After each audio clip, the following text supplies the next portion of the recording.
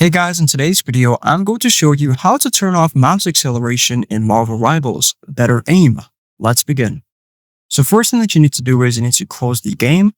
Then you're going to go to users, username, then app data, local. Then you're going to look for the Marvel file. Then you're going to go to the saved folder. And then you're going to go to config and then Windows. Then you're going to open the game user settings.ini file with the notepad. Then you're going to scroll down. And you're going to look for something which says script engine.input settings. And you have to make sure that these two options are put to false. Now, if mouse acceleration is on by default, then both of these are going to be on true. So you're simply going to delete these and you're going to put true with a capital letter T and then the other one true. Afterwards, you are going to save the changes and then you are going to exit the file and you're going to right click on that file.